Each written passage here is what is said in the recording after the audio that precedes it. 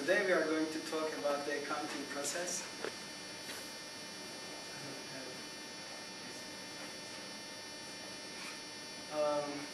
Economic events in financial reporting are divided into external events and internal events.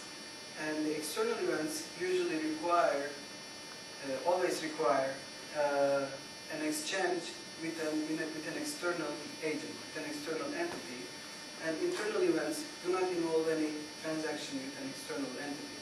And in this lecture we are going to focus on the external events and how these events should be accounted for in our reporting, in financial reporting. So the objectives in this lecture will be analyzing the routine economic events, that is transactions, and reporting their effects on a company's financial position using the accounting equation. The general accounting equation is stated as assets equals liabilities plus owner's equity. So, liabilities and owner's equity are the claims on the assets that the company possesses.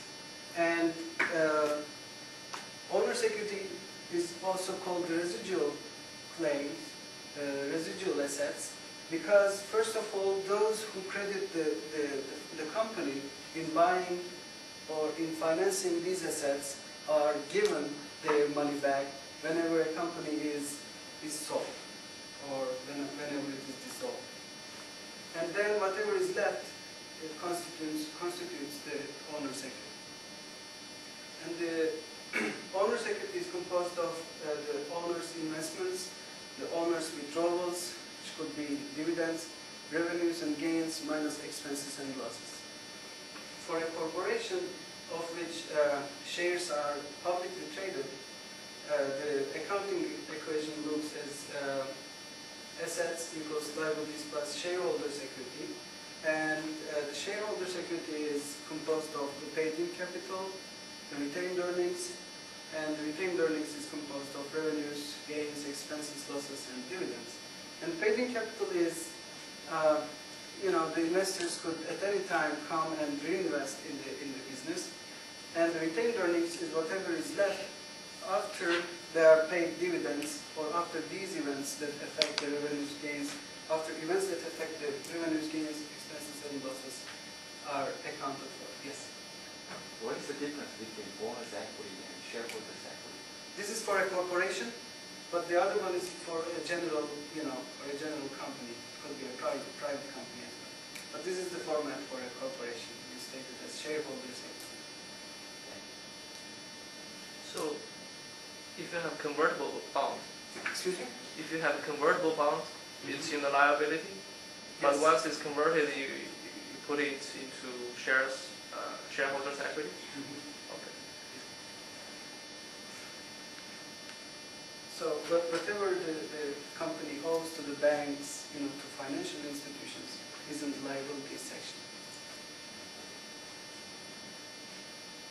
And now we are going to talk about a convention that has been used for hundreds of years. And this is the double entry system used in accounting for transactions.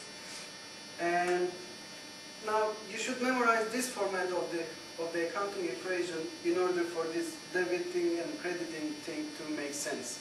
It is an arbitrary decision at first to use this kind of a convention, but it's very useful in accounting for events that change the financial position of a company. So, assets equals liabilities plus paid-in capital plus retained earnings. And as you see, the assets, whenever the assets increase, the debit side of this account is increased. And now let's talk about this special type of account, the T account. The what? It's called T account. The name comes from the fact that it looks like a T. There's nothing special behind it. You write the name of the account on top of it, and always the left-hand side of this T account is called the debit side, and the right-hand side is called the credit side. for assets, or for all items on the left of this equation, that's why I'm saying that you should memorize this format of the equation. All the elements on the left-hand side, whenever they increase, you debit the left-hand side. That is, you increase the left-hand side, and whenever they decrease, you credit the right-hand side. Whereas, except for expenses and losses on the right-hand side, for all these accounts, such as liabilities, whenever the liabilities increase, you credit the right-hand side.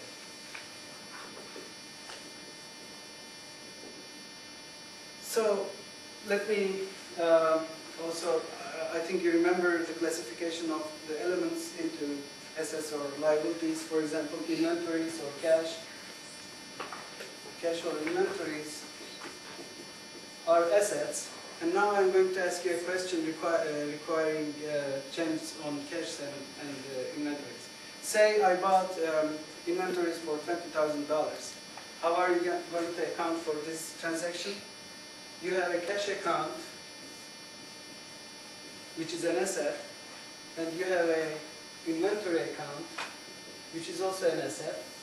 And now you pay $20,000, right? So you should reduce the cash amounts that you have. So you credit the cash part, cash side, that is the credit side of the cash, and you debit you debit left-hand side. You debit the inventories by $20,000. So that's how you account for this little transaction. The paid-in capital and retained earnings, again similar to liabilities, whenever they increase, you increase the right-hand side. But for expenses and losses, whenever there is an increase in an expense, you debit the left-hand side. This is the only difference in the right-hand side parts of this equation. Is this included in the exam? Yes, because we are going to look at some, transactions, and you will have to prepare some. You will have to prepare. You will have to prepare the T accounts and post these accounts to the balance sheet, to the unadjusted trial balance, and then you will construct at the end of that a financial statement. And an adjusted one, you will adjust for it, but we won't talk about adjustment in this lecture today. Maybe next week. So, assets, liabilities, paid-in capital, and retained earnings are the permanent accounts in a balance sheet, and these revenue streams, expenses, and losses are temporary. You close them at the end of a reporting period. And we will also talk in details about how you do the closing entries to these accounts. So, the accounting process starts by the accountant looking at the source documents, such as bills, such as paperwork in which there are signatures and that there are documents of transactions happening. And then, after analyzing these transactions, he records them in a journal, and then posts to the ledger, prepare an unadjusted trial balance, and then, as I said, we won't talk about how you adjust them in this lecture, but then you record and post them to the adjusting entries, and prepare an adjusted trial balance, prepare the financial statements, close the temporary accounts, and then post closing trial balance. So now let's have a look at the transaction. Say on January 1st, 2007, $40,000 was borrowed from a bank and the note payable was signed. So as you see, these transactions always require two accounts, right? You borrow $40,000, so your cash holdings increase, but also your liabilities increase.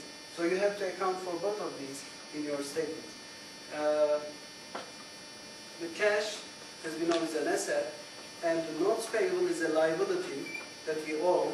So, can you tell me which side of the cash and which side of the notes payable will be affected? Right ahead. For the cash, our holding is increased, right? For the notes payable, it's also increasing. but it's the liability, so we credit it. Thank you. Thank you.